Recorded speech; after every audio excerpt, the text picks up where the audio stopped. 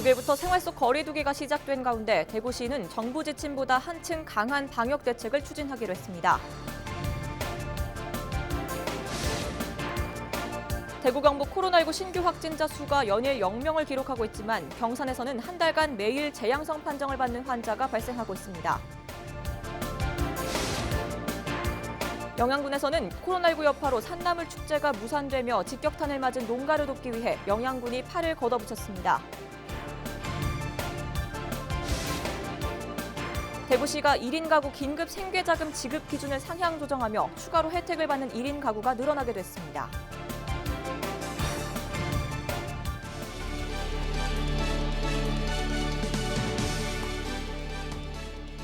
여러분 안녕하십니까? 헬로티비 뉴스 대구 경북입니다. 6일부터 생활 속 거리 두기가 시작됐습니다. 여러 사람이 모이는 게 가능해졌다고 해도 서로 간격을 유지하거나 마스크를 착용해야 하는 기본 수칙은 달라지지 않았는데요. 일상 속에서 지켜야 하는 거리 두기, 어떤 모습이어야 하는지 상황별로 자세히 살펴봅니다. 사회적 거리 두기가 생활 속 거리 두기로 바뀌더라도 핵심은 크게 달라지지 않습니다. 아프면 3, 4일 정도는 집에서 쉬고 사람 사이에는 1m 이상 간격을 둬야 합니다. 밀폐된 장소에서는 소독이나 환기도 중요합니다. 손은 30초 동안 충분히 씻고 옷소매에 기침하는 예절도 그대로 지켜야 합니다. 여러 사람이 모이는 장소에서는 방역에 더 신경을 써야 합니다. 음식점이나 카페에서 마주보고 앉아 시간을 보내는 것은 피해야 합니다. 음식이나 음료를 주문할 때는 포장이나 배달로 받는 것도 방법입니다. 영화관이나 공연장에서는 한 칸씩 띄워 앉아 관람해야 합니다. 기차나 고속버스 예매도 마찬가지입니다. 대중교통을 이용할 때는 꼭 마스크를 써야 하고요. 혹시라도 인파가 몰린다면 다음 차를 이용하는 게 좋습니다. 실내 체육시설은 방문해도 되지만 공용 샤워실은 이용하지 않고 수건이나 운동복은 따로 준비해야 합니다. 사무실에서 지켜야 하는 지침도 있습니다. 되도록 개인용 물품을 이용하고 회의는 영상이나 전화를 활용해 최대한 대면하지 않는 방식을 따라야 합니다. 출장이나 회식도 가급적 줄여야 합니다. 이렇게 기존의 문화를 바꾸는 노력도 필요합니다. 결혼식장이나 장례식장에서는 음식 대접보다는 답례품으로 감사를 전하고 악수는 눈인사나 목례로 대신해야 합니다. 종교 행사에서는 다 같이 밥을 먹는 일도 자제해야 하는데요. 교회에서 예배를 보면서 함께 찬송가를 부르지 않아야 하고 공연장 떼창도 마찬가지입니다. 대형마트에서는 시식 코너 운영을 최소화해야 하고요. 결제는 카드나 모바일페이처럼 전자결제 방식을 이용하도록 합니다. 정부는 현장의 의견에 따라 이번 지침을 수정하거나 보완해 나갈 방침인데요. 생활 속 거리 두기의 의미는 코로나19가 끝났다는 게 아니라 우리 모두가 방역 주체가 되자는 겁니다. 앞서 사회적 거리 두기를 시작한 이후 확진자 수가 크게 줄어든 만큼 또 한 번 우리 모두의 노력이 필요한 때입니다.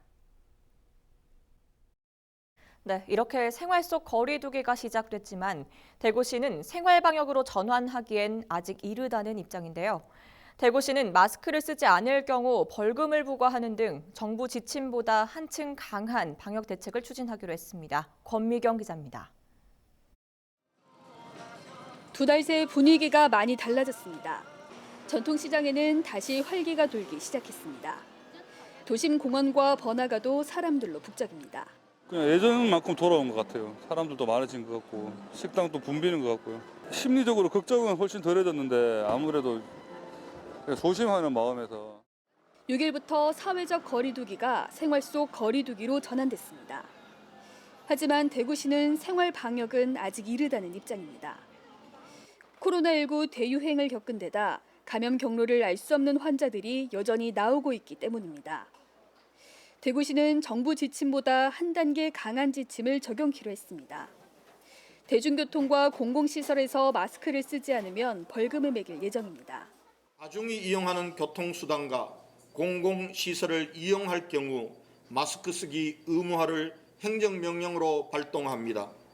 일주일간의 홍보 및 계도 기간을 거쳐 고등학교 3학년의 등교 수업이 시작되는 5월 13일부터 강력하게 시행하겠습니다. 어린이집은 5월 말까지 휴원합니다. 초중 고등학교 개학 일정과 방식 등도 교육청과 협의해 대구의 상황에 맞게 조정할 계획입니다. 또 도서관과 미술관 같은 실내 공공시설도 5월 19일까지 2주 더 휴관합니다. 헬로티비 뉴스 권미경입니다. 대구 경북 신규 확진자 수가 연이어 0명을 기록하고 있습니다. 방역 지침도 사회적 거리두기에서 생활 속 거리두기로 바뀌었지만 아직 방심하기엔 이른데요. 경산의 경우 지난 5일까지 한 달간 매일 1명에서 3명 정도가 재양성 판정을 받았습니다. 이하영 기자입니다. 6일 기준 경산 지역 코로나19 누적 확진자는 633명. 지난 한 달간 신규 확진자 수는 감소세를 보였지만 재양성 판정을 받은 환자가 매일 발생했습니다. 한 가지 우려스러운 것은 재양성자 수가 22명으로 4월 3일부터 5월 5일까지 1명에서 3명 정도 발생하고 있으나 지역으로 감염 사례가 없어 다행이며 더욱 꼼꼼한 방역 대책과 치료 관리에 최선을 다하도록 하겠습니다. 경산시는 코로나19가 완전 종식될 때까지 보건소와 세명병원, 중앙병원에서 운영하고 있는 기존 선별진료소를 상시 운영할 계획입니다. 의료진과 의심 환자들의 편의를 위해 간편하게 검체를 할 수 있는 워킹스루도 도입하기로 했습니다. 디테일을 끊으면 힘들기도 하고 지금 저희들 밤 12시 넘어서까지 운영되고 있거든요. 그래서 워킹스루를 지금 사용해서 아마 다음 주쯤에는 예쁘게 끌어가고 저희들 한번 다른 데 하고 있는 데에 대해서 좀 더 시찰도 한번 가볼 예정입니다. 내일 갈 예정입니다. 그래서 다음 주는 그럴 것 같습니다. 경산시는 제2차 감염 유행에 대비해 방역대책 운영상의 문제점을 보완 개선해 더욱 세밀하게 이행한다는 방침입니다. 헬로티비 뉴스 이하영입니다. 코로나19 여파로 지역 축제들이 취소되면서 지역 경제 타격이 지속되고 있는데요. 산나물의 고장 영양군도 산나물 축제 무산으로 농가들이 직격탄을 맞았습니다. 이에 영양군이 시름에 빠진 지역 농가를 돕기 위해 팔을 걷어붙였습니다. 김신혜 기자가 취재했습니다. 지난해 산나물 축제로 인산인해를 이뤘던 영양 전통시장 앞. 올해는 코로나19로 축제가 전면 취소되면서 한산한 모습입니다. 피해 농가를 도와달라는 현수막대만 가득 붙어 있습니다. 산나물 축제 때문에 싹 비가지고 다 팔았어. 그때 올해 취소됐다 하대요. 그 코로나 때문에 사람 움직이지를 못했잖아요. 그래서 지금이라도 좀 이거 어디 되면은 그치.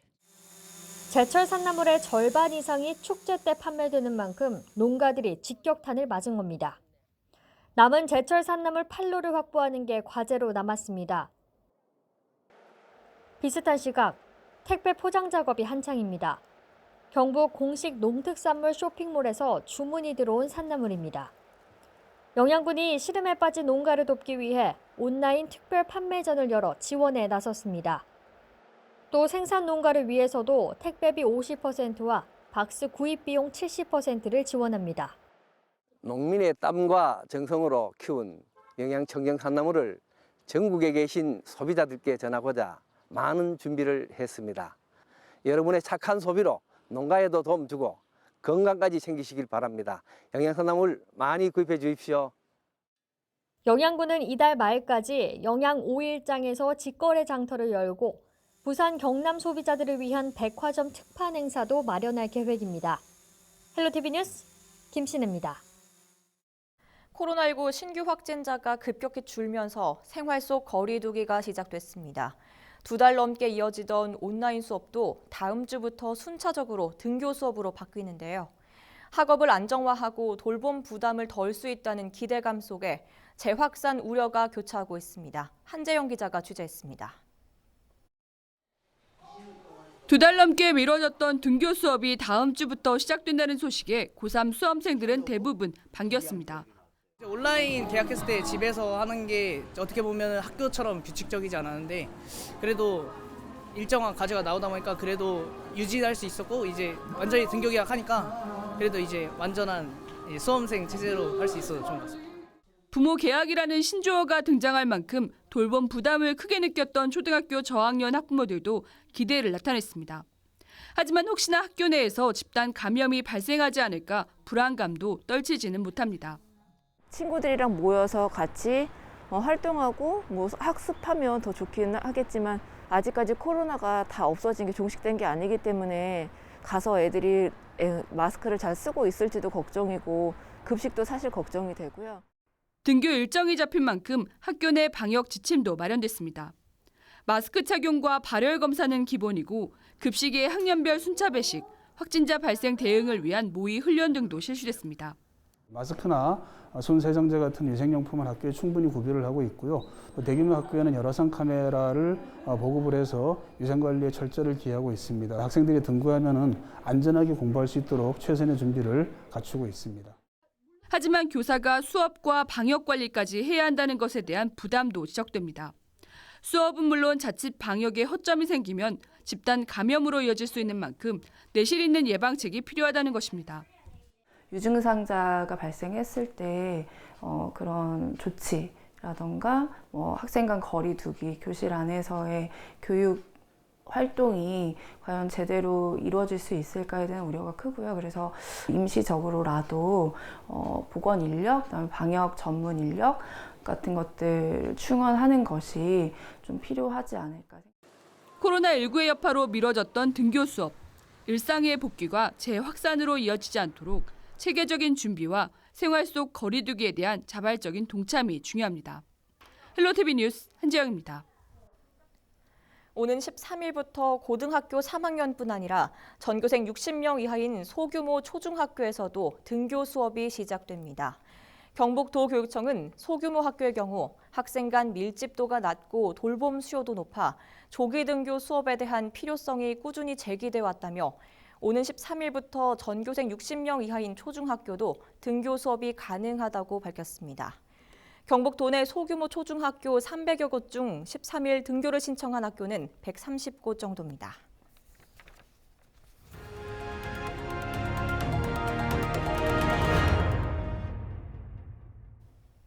대구시가 1인 가구 긴급 생계자금 지급 기준을 완화하기로 했습니다. 대구시는 1인 가구 지역가입자 건강보험료 기준이 너무 낮아 현실을 반영하지 못한다는 지적이 나오자 건강보험료 기준을 13,984원에서 22,590원으로 상향 조정했습니다. 이로써 1인 가구 6,721세대가 추가로 혜택을 볼 수 있게 됐습니다. 긴급 생계자금 신청은 오는 5월 19일까지 우편이나 이메일, 팩스 등을 통해 하면 됩니다. 대구시 교육청이 고등학교 1학년 학생들의 1학기 등록금을 감면하기로 결정했습니다. 대구 지역 고등학교 1분기 등록금은 약 42만 원으로 학생 1명당 2분기 등록금에 해당하는 84만 원을 지원받게 됩니다. 공무원과 공공기관 임직원, 직장에서 학비를 지원받는 경우를 제외하고 소득 수준과 관계없이 등록금 감면 혜택을 받을 수 있습니다. 신청은 각 학교별로 진행되며 이미 수업료를 납부한 경우 이번 달 안으로 환불 처리됩니다. 월성 원전 내 사용 후 핵연료 건식 저장 시설인 맥스터의 증설과 관련해 주민 의견 수렴을 위한 사전 설명회가 열렸습니다. 월성 원전 지역 실행기구는 지난 4일 간포 복지회관을 시작으로 6일 오전에는 서라벌 문화회관에서 설명회를 개최했습니다. 이번 지역 의견 수렴의 주요 의제는 맥스터의 추가 확충 여부에 대한 것으로 만 19세 이상의 경주 시민이 조사 대상입니다. 의견 수렴 기간은 6월 말까지로 우선 시민 참여단 150명 선정을 위한 대면 설문조사가 무작위 3천여 명을 대상으로 시행됩니다.